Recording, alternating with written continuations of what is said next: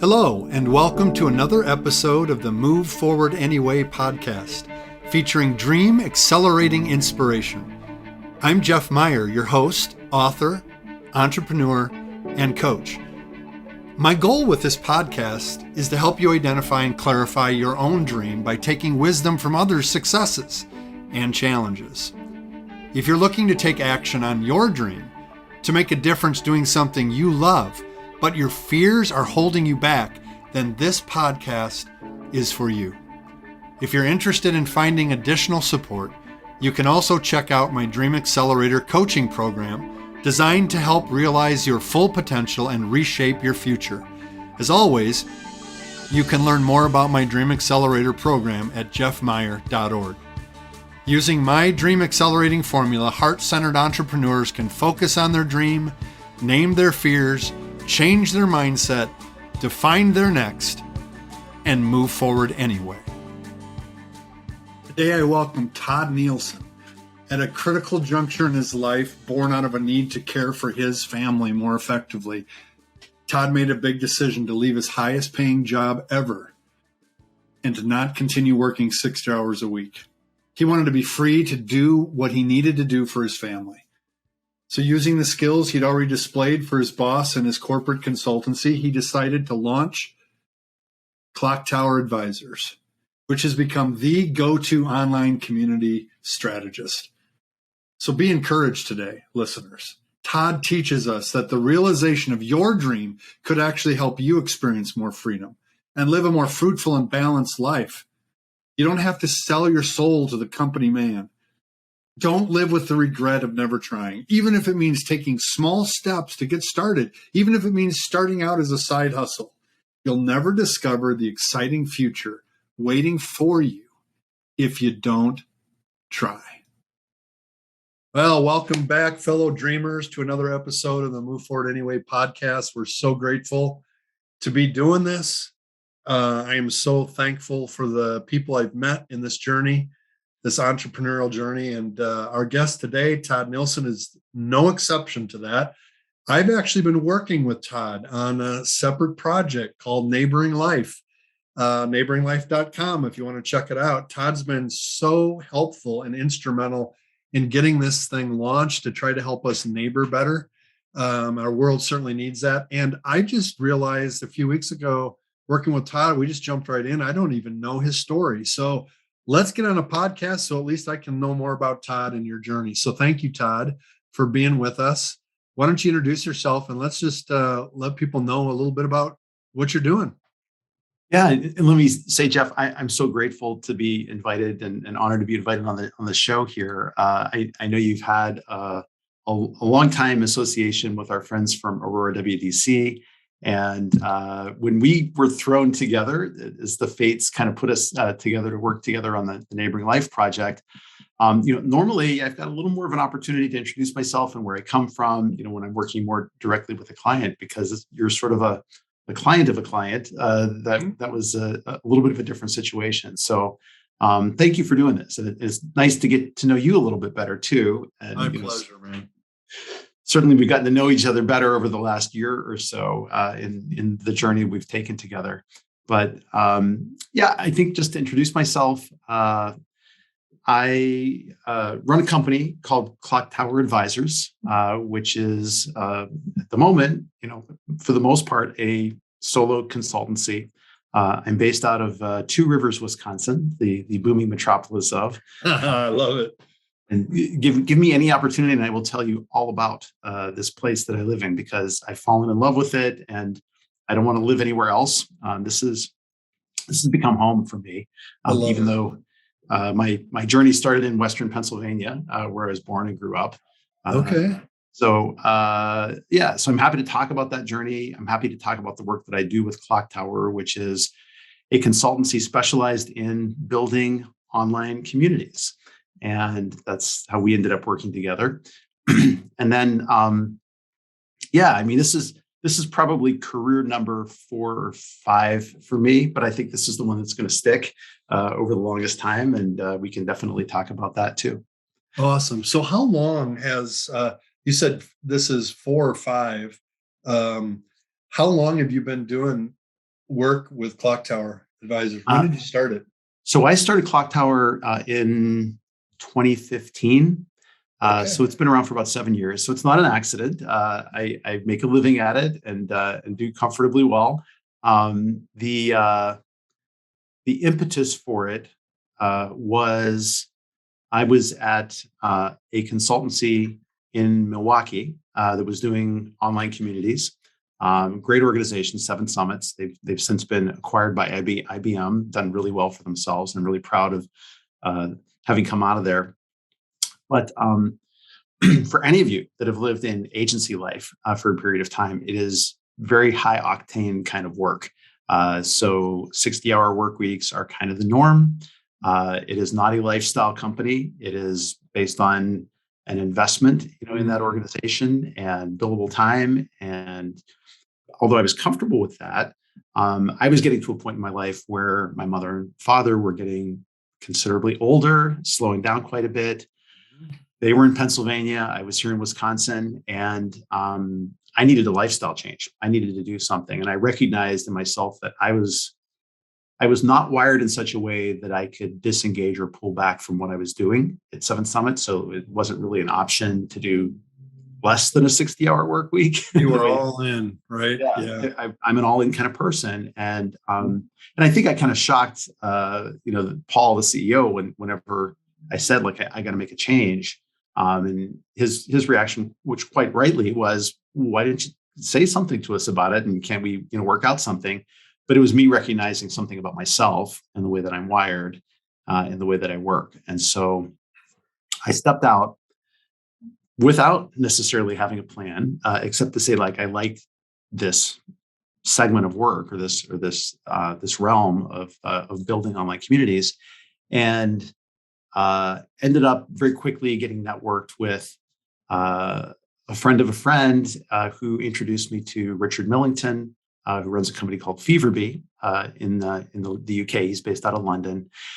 And he was looking for a guy to help him set up a consultancy, to help him build out his idea for a consultancy, the same kind of thing. And we hit it off. It turned into about a year and a half or 2 of me working with him and his team, which I really enjoyed. And he's a brilliant guy. And for me, it was sort of like going from one world-class organization to another.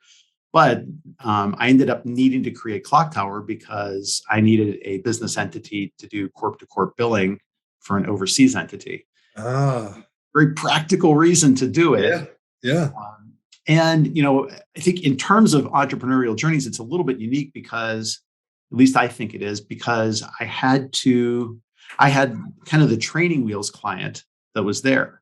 I instead of going to work for somebody else, I set up my own business entity and set him up as basically a client, where it was corp to corp billing. Now, I talked about myself as a member of Feverbee's team, and flew that flag. So Clocktower really didn't come into play until about 2 years later, when it was clear there was a divergence of paths, in that journey. But as far as having an opportunity or sort of that impetus to start a business, that was awesome. And that was the second LLC that I've started in my life. So I can delve back to the other. If you like. So you started an LLC before you worked with 7 Summits.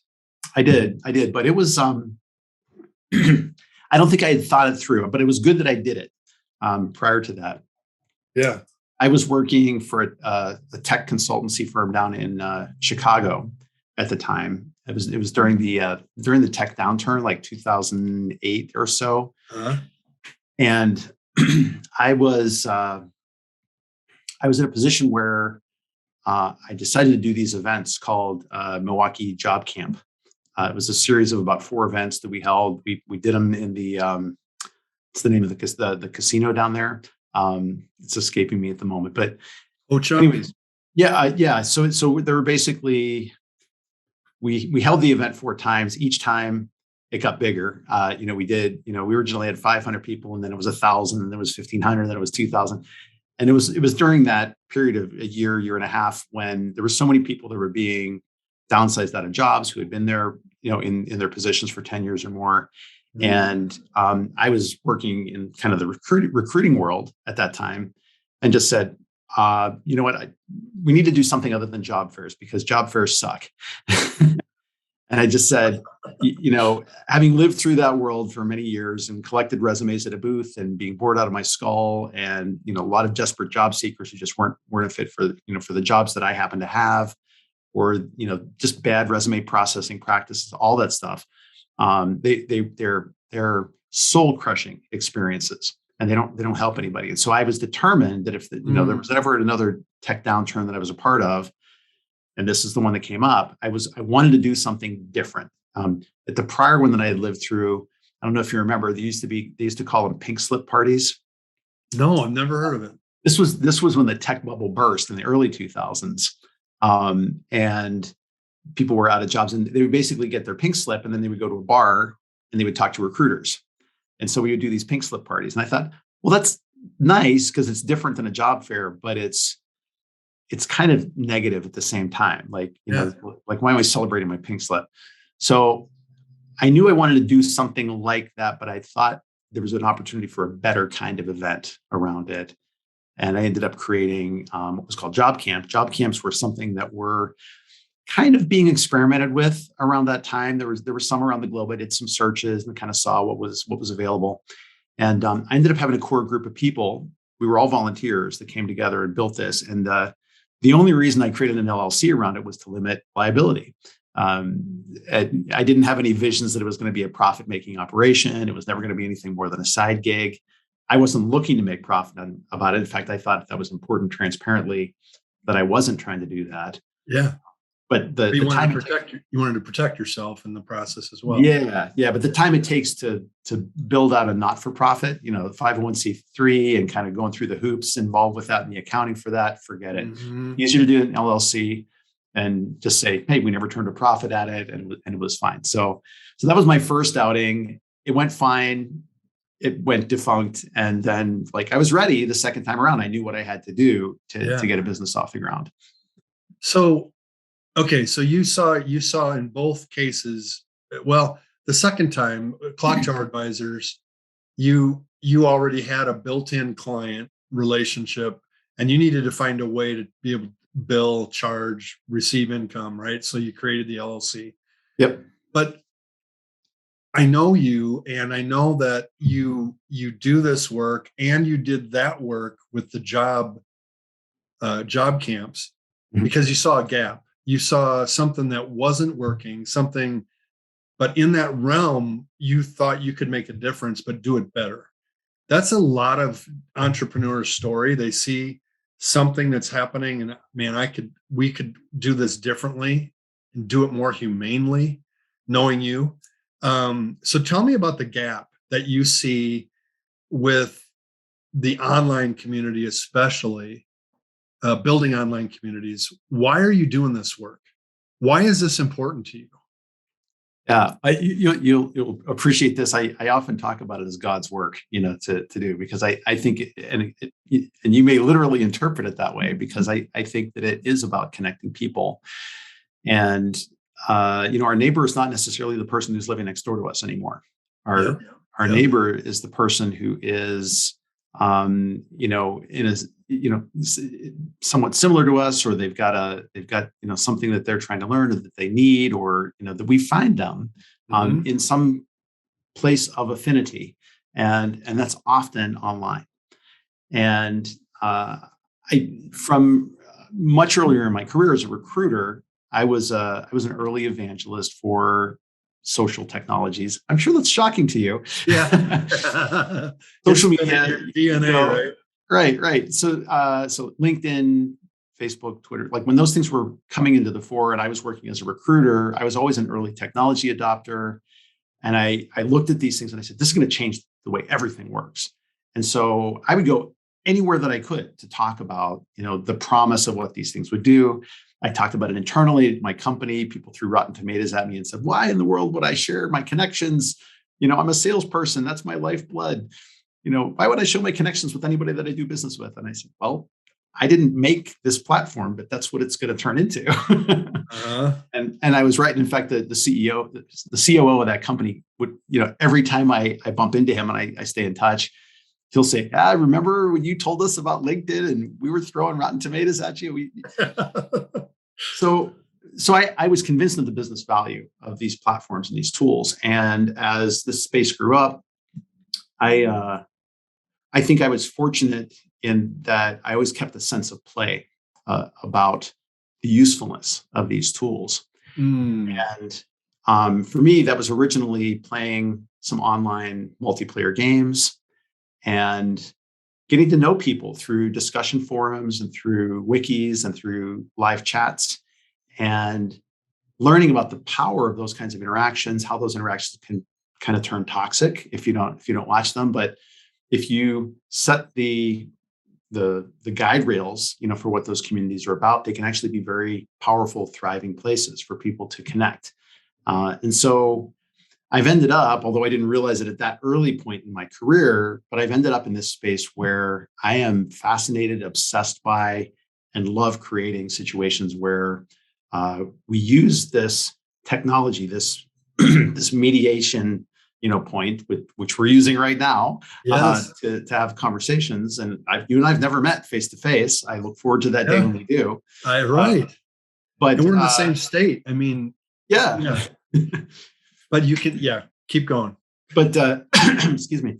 But the opportunity to use these mediating technologies to truly connect with other people, to form friendships, lifetime, experience, and I was, like I said, I was fortunate to encounter that very early on in online games, where I formed friendships with people that I've maintained to this day. Many of whom I've never met. I'll probably never meet. So a few who I've met, and I think what it, for me, it meant was, building a career around helping people see what the potential of these tools and platforms can do. And in more recent years, it's really kind of wended away from the social media platforms, which are kind of the open party for everybody all the time, to these more private experiences where there are clear boundaries for the communities that I help create. There are clearly people who belong in, and there are people who belong outside of. Not that you're trying to be exclusionary, but you're stating the purpose for a space. It's a liminal space. Literally, there are limits to it, and you're talking about the purpose of that space so that people can select whether they belong there or not. And you're trying to create trust conditions so that they can really thrive in those spaces. And I love figuring out what those things look like, and helping with the technology to make it as seamless as possible, and then helping build great organizations from it. And I think it's, to answer your question, I think it's so important because so many organizations have thrown up their hands and said, well, we'll just do a website that's a brochure. Or we'll do a social media play where they're really just kind of blasting out information, and they'll have some feedback from customers, but it's not real connection. It's not real, integration, or really engaging with your base of fans or followers, the people that really care about what you're doing. Only online communities can do that. And I think many companies are now, because of the pandemic, because of the Great Resignation, they're now coming to a realization that they need to do something about that. They need a commons area where those conversations can happen. Wow. So you mostly work then, I was going to ask you, who's your who? Who do you do this work for? Do this mostly for companies, businesses? Great question. Yeah. So it's varied. It's really varied. It's varied. Yeah, I would imagine. I've probably most frequently worked with business to business style organizations, and with not-for-profits as well. So, I've had among my clients organizations like Greenpeace, where I work with them for their community building efforts to help train some of their community managers. I've done some things for some mental health, style organizations, and continue to. Right now, I'm working with a former colleague from Feverbee that I mentioned a little bit earlier, who is working directly with the National Health Service in the UK, Wow. providing an online safe space for home care and acute care workers for mental health and well-being. So like I get to work with these cool mission-driven kinds of organizations, but I like working with straight businesses too. The only ones that and it's not by design, but I haven't done as much work in the B2C space. The principles tend to be the same, but I kind of like the B2B side of it because a lot of times they haven't thought through the complexities of how they're going to interact with their business customers, and it's kind of fun to work with them through those questions. General public is that's a little bit of a different animal to work with. Like if you have a Fitbit, you may or may not know this, but they have a very thriving online community for their customers, where they offer their ideas, they put up challenges and games, but they are actively engaging, with a base of users. Same thing for Airbnb. And Sephora and dozens of other B2C kinds of companies. I just haven't worked with them quite as much. Wow. So you ventured out, you left corporate consultancy, and you started with this Fever Bee relationship in the UK. There had to have been some reservation, some hesitancy to leave the 60, even though 60 hours a week grind for someone else. There was a safety net attached to that, right? Of course.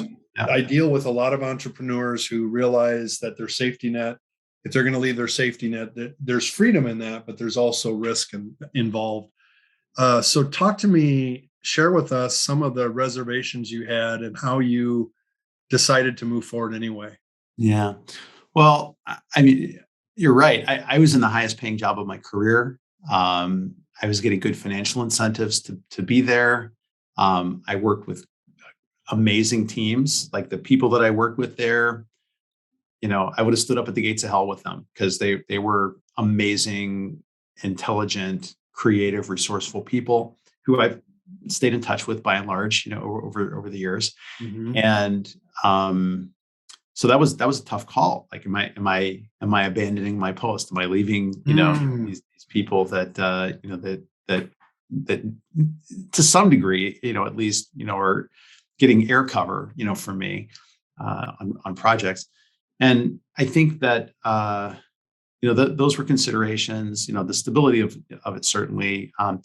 It was mitigated somewhat by the fact that my wife was working at the time. She was in a full-time position with the American Society for Quality at the time, and had a great job. She was there for many years. But so I think those were, it was tough to walk away from some of that. But there were a lot of things that tipped me over the edge as well. From a career standpoint, I wanted to be more focused as a strategist. I felt like the work that I was doing was most valuable in that space.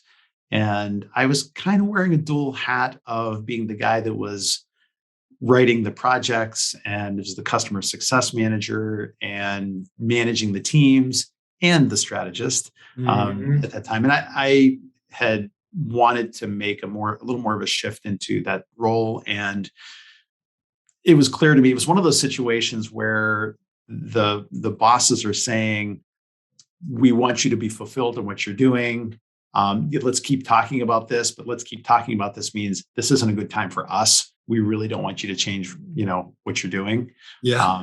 And I was kind of reading the writing on the wall, with what was there. And so that made it a little easier. And also it was just like I mentioned, there were family reasons. My mom and dad were slowing down. Yeah, a great deal, and more freedom to care for them. Yeah, I foresaw that there were going to be situations in the coming years, and I was right, where I would need to drop everything and just run to Pennsylvania and try to help, take care of them. My wife and I would have to go and just be there, for them. And that's always been important to me, is taking care of family, and that's a critical thing. So as much as I like my career and I like my work, it's got to fit with my whole self. It's got to work. I love that. There's a really valuable lesson there that sometimes in the entrepreneurial journey, we can lose track of what's really the our essence of our values and get caught up in building the thing, pursuing the dream, and lose track of the other things that are part of the dream too. And that is family, relationships, not being overwhelmed with work and being obsessed with work. Really important to keep that in mind as we build our plans and pursue our dreams. Who has been, what have you used? What are the access points for your community? Who has helped you stay in the game, not give up, push through the challenges that inevitably come? Who has been that community for you? This is a hard question that gives me pause because I've always had a complicated relationship with mentors. Okay, I've tell me more. in that I think we always have this vision of ourselves as like, going along a path and then sort of having sort of that guru or that person that sort of says the guiding words to us, or sets us on the path, or does something like that. And I don't know whether by chance or by dint of my personality or whatever it is, that person never came along, for me. And it's not that I'm by any stretch of the imagination a self-made, kind of person. That's not what Yeah. I'm saying. But I think it's that, we have this sort of sense like, yeah, who do you go to? Like, who's the sort of the wise old soul that you go to, for Mhm. direction and guidance? I never really had that person intrude upon my life for good or for ill, Mhm. except that, I'm a reader, and I take my inspirations from many places, uh, from from literature. And I was career number two was I was going to be an English professor, so I'm pretty well versed in English literature as a whole, and specifically in Renaissance England literature. Uh, Wow. and so that was sort of a wellspring of inspiration for me over time. I was a big fan of John Milton and Paradise Lost. I was going to be a Milton specialist, with a lot of work that I did. Got to study with some really great scholars, on that space. And so I'll go back to writing, an awful lot.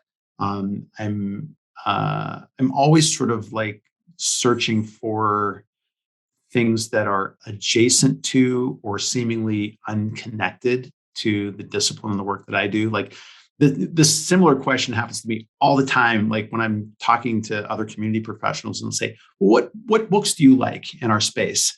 And my knee-jerk reaction is to say, well, I don't like any of them. They're not in our space. I don't like any of them in our space, right? Right.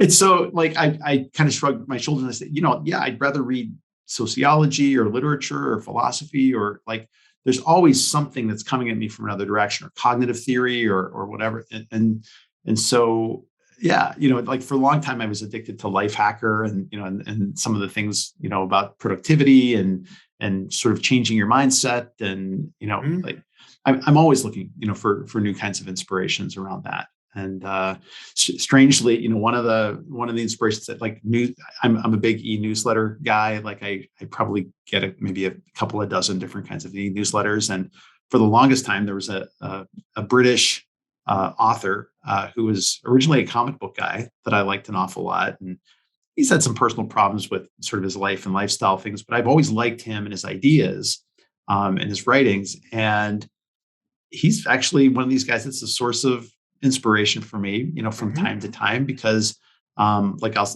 he writes this newsletter every other week about sort of his journey, and sort of like what he's writing, how he organizes his thinking, how he gets ideas, what kind of literature stands out for him.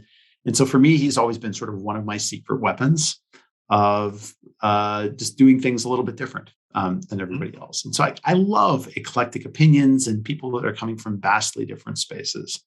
Which is perfect. It suits you and what you're doing, right? I mean, you're trying to create those kind of communities for your clients as well. And our world needs that. I mean, we've had a lot of, at the time of this recording, we've had a lot of things happen in the last few weeks that show us what happens when we can't connect with each other and have an eclectic conversation. And it's what's spurred Amy and I on to creating neighboringlife.com, right?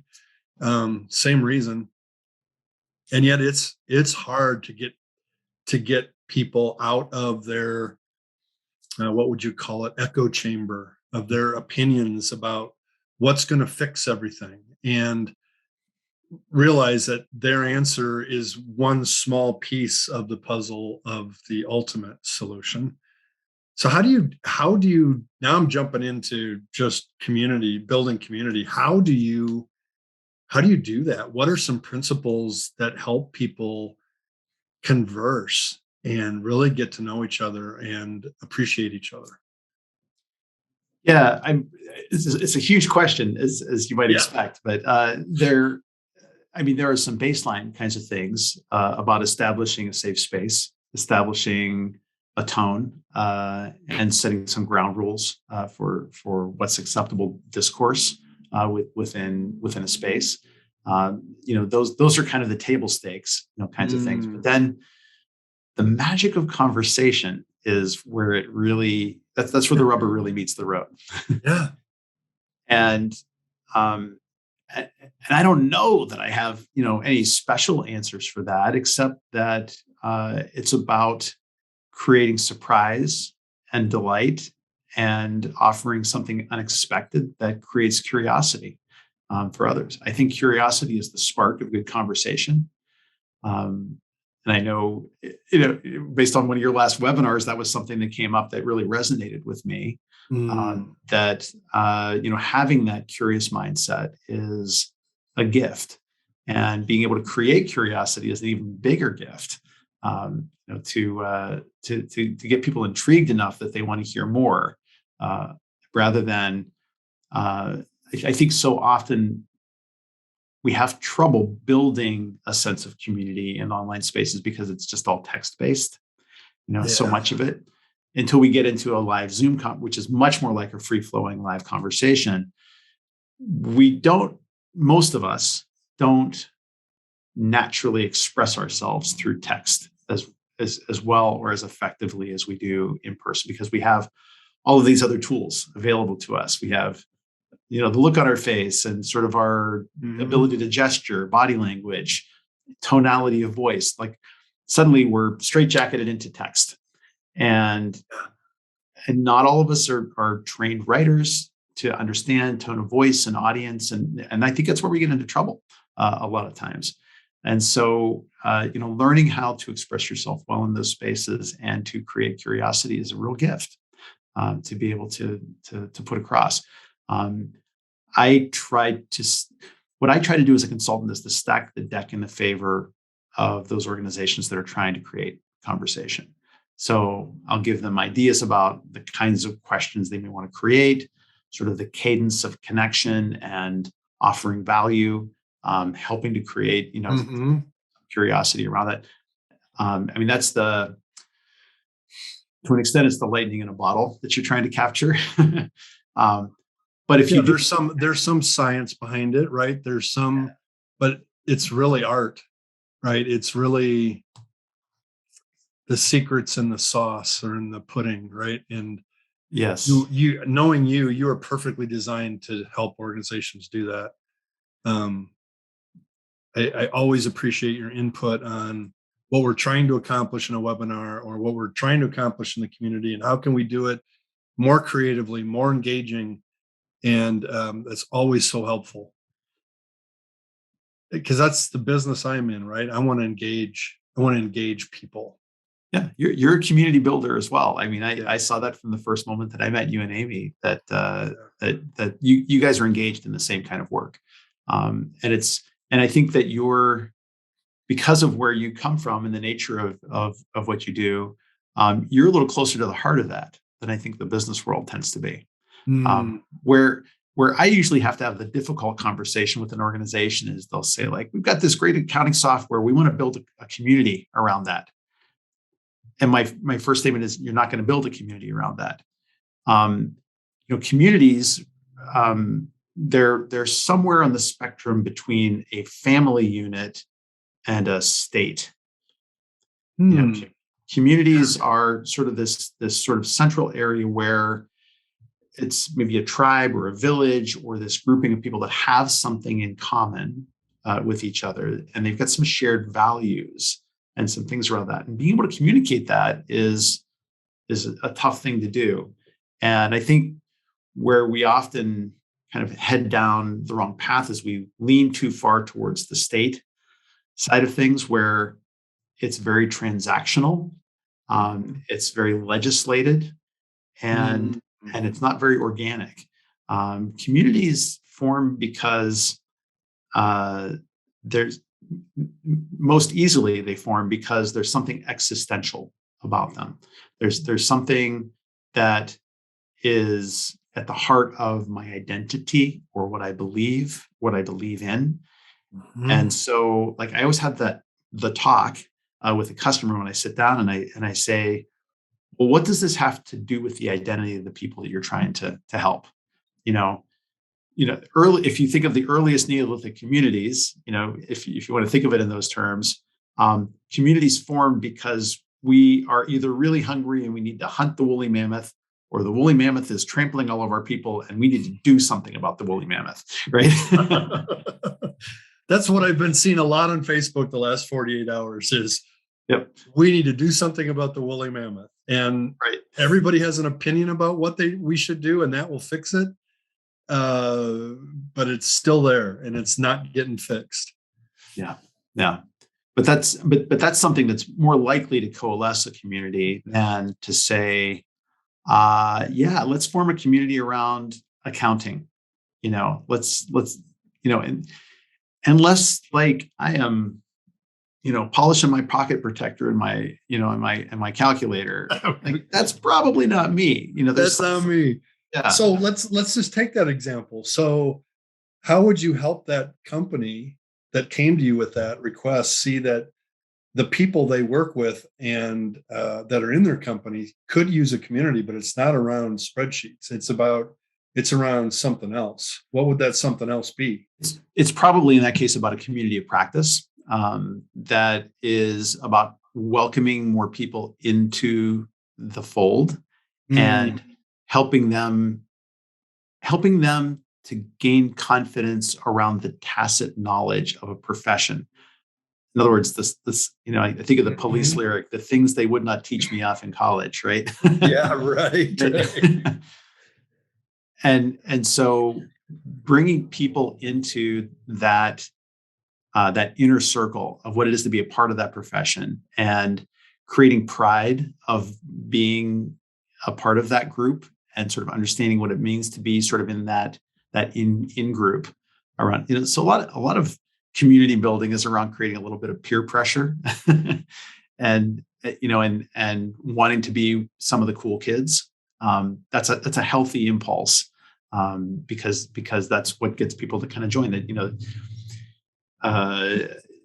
You want to go where the energy is, and so helping people to see what it is to be a part of that profession and to be proud about that, and then to recognize those people that have attained some achievement within that space. There are always hierarchies in community, and that's okay, because when I see somebody that's doing something that's getting them attention, and I think, wow, that's really cool, but I could be that person. Yeah, that impulse immediately is, it's not necessarily ambition, but it's or jealousy, but it's like, I can offer something really good too.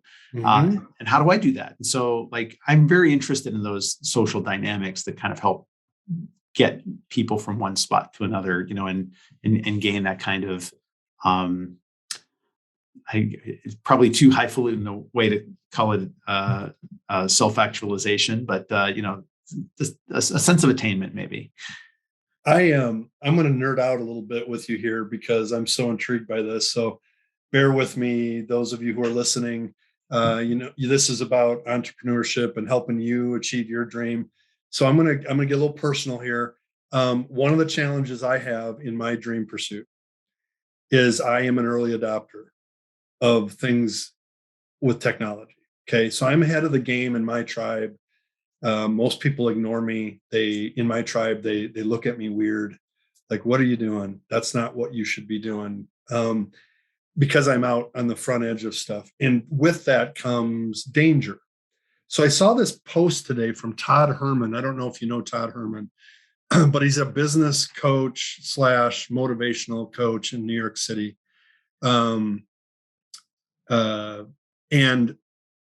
I follow him, and he posted, always be on the lookout for tools that help you communicate what is the best about you. Something like that, or leverage what you have to offer. Always look out on it. And on the surface, I thought, yes, I love this. And on the backside, I'm like, I have gotten myself into trouble with getting enamored with the next shiny tool that comes down the pipeline. Yeah. So my question for you, a long way to get to the question is, and I put the question in the post actually, and there's no response yet, but I said, so how do you, in this day and age, when there is a new tool coming out like every single day, it seems like to me, especially if you follow something like AppSumo, right, where you're just getting all these lifetime offers on all these things that help you get your voice out into the world. Some of them are really good, and I want to incorporate them, but a lot of times it's just a massive distraction. How do you maintain an openness to new technology that will help you build communities, get your voice out, do what you need to do as an entrepreneur, and on the other side, stay focused on your work and not get distracted by all the opportunities? Yeah. So, do you even know what my question was? I think I do. I mean, the question of shiny objects is one that it's tempting for me as well. But I think over the years I feel like the lesson I learned back when I was at a tech firm and I had some people reporting to me was they were easily thrown when I would try on a new technology to see if I liked it. They would adopt it. But by that time, I had decided it didn't fit my workflow and I had abandoned it and moved on. Yeah, they were like 10 steps behind you. Yeah. I have that happen all the time in my church workspace. That my staff just looks at me like, "Oh my gosh, he's bringing another one. It's another tool," and that you've clearly identified yourself as an early adopter guy, and I'm in that space too. But the middle of that bell curve is the most people, and they don't like to adopt new stuff. In fact, we're seeing a lot of exhaustion right now, because of all the innovation and creation that's gone on. And I hear it all the time with some of the local groups I'm involved with here in Two Rivers, like another tool, another platform, or if I got to do one more Zoom meeting, I'm going to lose my mind. And my attitude is usually not very charitable towards them, which is, suck it up, people. This is the world. Suck it up, buttercup. But your question though is like a little more on the community side. How do you keep folks, like how do you remain open to innovation, but you keep a focus? I mean, I think, or even as an entrepreneur, like, because you have to, if you're going to be an entrepreneur and sell anything or offer your voice to the world in any capacity in this world, you're going to run up against technology at some level. Yeah. I tend to look at it through two lenses. From the entrepreneurial side, one is it going to help me do my job better? If it improves what I do in some salient way, then it's probably worth, investing in. And number two, is it going to give me some kind of competitive advantage? Does it let me do something? Does it give me a superpower that other people doing what I'm doing don't have? And I've definitely made some strategic investments, on that front. So like I'm a community management professional, but I've bought into social media analytics tools and SEO analysis tools that I know some of my fellow consultants haven't bought into, haven't decided to use because it's advantage for me, to do it. And same thing with, platforms like Canva and Miro that I use on a very regular basis, as you know. I use the paid versions of those because you know what, it's worth having the tool, that works. And that's a lesson that I learned from my dad many, many years ago. He was a professional welder. And I still remember, going to the shoe store with him and him, getting like really good steel toe boots, with the metatarsals and making sure that they were top of the line boots. And I still remember him saying, if you get a tool for the job, you get the best tool that you can get to do it. And because it makes a difference in your ability to do good work. And so I've never hesitated to invest in good tools. But that's not quite your question, which was about sort of innovation and sort of like, how do you keep, your eyes on the shine? And my answer to that is, I think you try a lot of things, but you discard most of them. And try a lot of things, but discard most of them, and probably limit your trying, limit your trial space in your work week. So you're not always trying, because man, it comes every day. Try this, do this. Yeah. Try a lot of things, but discard most of them. I love that. And I'll tell you, so a good example off of AppSumo this week, I bought a lifetime subscription to Hippo Video, which lets you send emails, send videos through emails. It lets you do like a sales. Right there, I'm writing it down. Hippo Video. Go check it out. No, it's really cool. But I've been sitting on a free version of that tool for about a year and kind of dipping in and out of it, looking at the price point, saying, yeah, I can't really justify that yet. But like now I bought it and I'm definitely going to be doing some things with it. With the level of work that I've got right now, I'm probably not going to be able to do a lot, but like I can carve out a half an hour here and there to jump in and kind of see what I can do with it, see what I can build. I mean, it lets me do some good screen tours. So as you know, we like to do, sort of tours around a community. And so for me to be able to do a voiceover tour around the community and have like a little pointer that sort of shows where I am, that's a worthwhile tool investment, And the fact that I thought of another thing to offer you. Another old saw that I believe in is multitasker tools are really important as well. I'm a fan of some old Food Network shows, including Alton Brown. I don't know if you ever watch any of his stuff. No.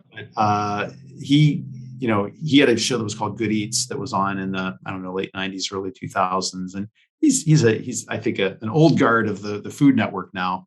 But one of the things that always stuck with me from his show was he would look at different kitchen tools and kitchen utensils, and he would discard most of them because they were single-use kinds of tools. He really favored things that were multitaskers in the kitchen. And that kind of always stuck with me as well. I think that's an important thing to think about too. Like if you're going to get a tool, make sure it's not just for one really specific thing, that it's going to help you in a couple of different ways. I did the same thing with AppSumo last week with LoudDoc. Have you heard of LoudDoc? No, what does that do? Oh my gosh. So, okay, we're having a little bit of a rabbit trail conversation here, listeners, but this is a tool. LoudDoc allows you to take your PowerPoint, your PDF, upload it, and then do voiceovers slide by slide, instead of doing the voiceover over the entire span of the presentation. Yeah. It limits your voiceover on each slide to 2 minutes. So, and then when you send it, the listener can jump to the different slides and go back and go forward. It's clever. You can go in and edit slide by slide and not have to re-record the entire thing. So huge win for that tool, man. I'm going to use that to build my whole Dream Accelerator course. So if you're checking out Dream Accelerator, you want to know what it is, I'm using LoudDoc to produce the content on that. So, very cool. Very cool. So we're getting near the end of our conversation. Unfortunately, I wish we could go out and have a drink together in Two Rivers and just hang out all night. but we'll have to wait for that for another day. Let me ask you this. What would you like to say to the listener, the person that's got a dream, got a fuzzy idea that wants to pursue it? Maybe they've thought about it for years, but have been afraid to pursue it because the comfort level with their current situation is such that they don't want to give it up. What would you say to them on their entrepreneurial journey? How would you encourage them today? I'm a huge proponent of entrepreneurs. I try to encourage people locally around that. I live in a part of the state that is just, I feel like, starting to wake up. Yeah, right. To entrepreneurship. Yeah. Because for so many years there were always sort of these big daddy companies that would employ them and their kids. And when those companies went away and there wasn't anything for them, then people floundered. And I think they're just rediscovering, I think, what the roots of entrepreneurship really were in this area. But I get to have this talk with people, pretty often. And what I usually say is, if you don't try it, you're going to regret it. That you don't want to have to look back with regret to say, like, I had this great idea for a business, and I just, I stuck with the job. I stuck with the job that I was in because it was, I was making money for my family, and there's nothing wrong with that. But I think that kind of regret is a poison to you if you don't you've got to take that opportunity, when it comes up. You got to take the shot, because if you don't, you're always going to wonder, what's going to happen if I didn't do it. So when I work with people that are coming in the Dream Accelerator, one of the questions I ask is, what's the risk for you in going for it? Like, what could you lose in going for this? And so often the person that's answering that question has a pretty quick answer. Like, I could lose everything. They know they've lived with the fear of regret of failing in the effort, but they haven't asked the flip side of the coin. What is the risk? What is the pain? What is the regret if you don't go for it? Yeah. And that's where I have seen this 100% of the time when we've worked with clients. That's when I see the emotion. I see tears.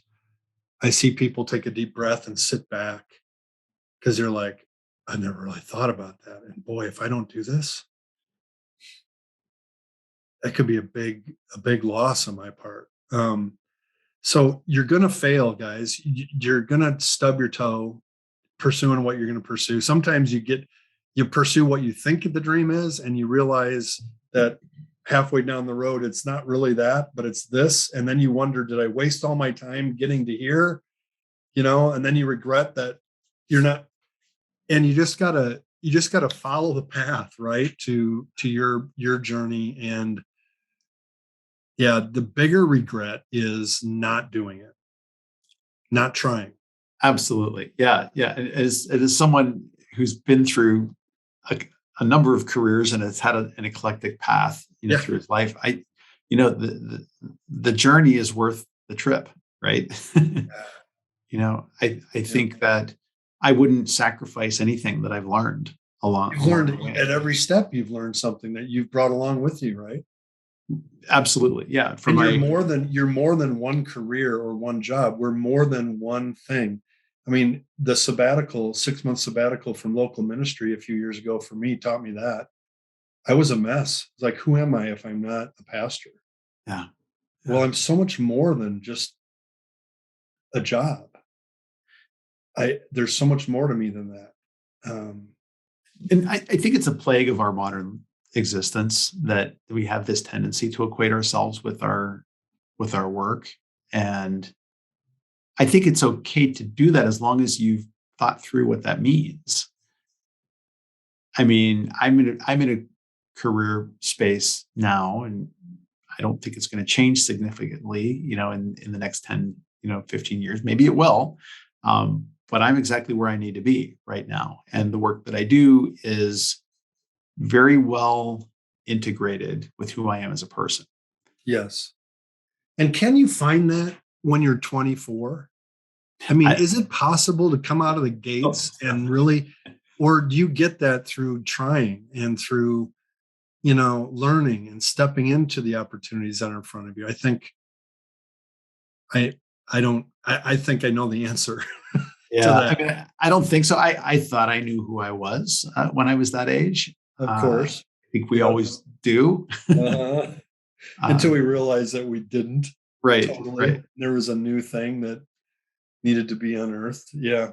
Yeah, but I think like the one lesson that I take from where we are and where we've been over the past decade at least or more is that new categories of jobs, new categories of work will continue to emerge. Oh, What yeah. what you're doing, the work that you're doing, Jeff, with the Dream Accelerator and with Neighboring Life, you're inventing a new path. You're blazing a new trail, and that's a profession that nobody's come up with. But you know what? You may inspire or be part of the vanguard that inspires a whole field of people that are going out and doing the kind of work that you're doing. So That's what I hope. That's what keeps me going, even though it doesn't happen quick enough for me. But never does. Right. Todd, what a joy to talk to you this afternoon. Thank you for taking the time. How can people learn more about Clocktower Advisors, learn more about you?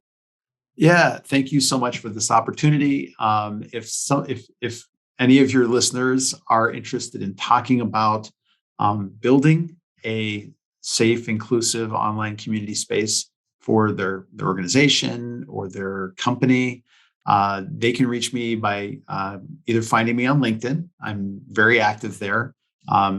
Or by going to my website, which is clocktoweradvisors.com, and fill out the contact form and reach me there. I am delighted to just have a conversation with you and see what it is you're trying to build. I will always make time for you. I'm very happy to have those kinds of conversations and give you ideas, inspiration, complicate your thinking about how these things work. That's my delight. Well, take him up on it, listeners. I would encourage you. He's a wonderful man and a good friend, and testimony to your community skills. We haven't even met face to face, and I call you a friend. So that's really cool. Thank you. The feeling's mutual, Jeff. Absolutely. Awesome. Yeah. You have a great day. Thanks again for joining us, Todd. Thank you, Jeff. Thank you for listening to the podcast today. I got so much out of this discussion with my friend. I encourage you to get your pen out, get a piece of paper out, because you're going to want to write down some of his takeaways. Here we go. Ready? Number 1, if you are not satisfied with your current work situation, if you are working too many hours, can't call your own shots, don't have the freedom to live your life the way you want to live your life, away from work, perhaps it is time to stop thinking about doing something on your own and taking the steps to go out on your own. Number 2, as you launch out, is there someone already asking you to do work for them that could give you a solid start to your venture? Number 3, get started. Get started on your dream. Even if it starts out as a side hustle, you will regret if you don't follow, because regret always follows inaction. Number 4, taking care of your family does not have to take a back seat to pursuing your dream. In fact, that motivation, taking care of your family, might be the thing that helps you actually get started and achieve it. Finally, number 5, choose tools. I love the section where he talks about the tools and the search for tools and how most of them are pushed away. But choose tools for your work that have multiple applications. All right. Thank you so much, Todd, for joining us and sharing your story of Clocktower Advisors. Hey, fellow dreamer. I hope you enjoyed today's episode. Head over to my website, jeffmeyer.org, for all of the show notes and links. And when you're ready to move from overthinking about your dream to actually taking action on it, consider joining the Dream Accelerator community. Our clients are getting crystal clear on their dream with our Dream Generator Vivid Description 5-step process. They're discovering the truth about fear and how to use it as fuel to take courageous steps in the right direction. And most importantly, they are walking a clear path forward because they have made an investment in themselves to confidently realize their dreams. The results are so inspiring. Having coaching and companions on the dream journey is crucial. Remember, fear will come, fear will stay. Move forward anyway.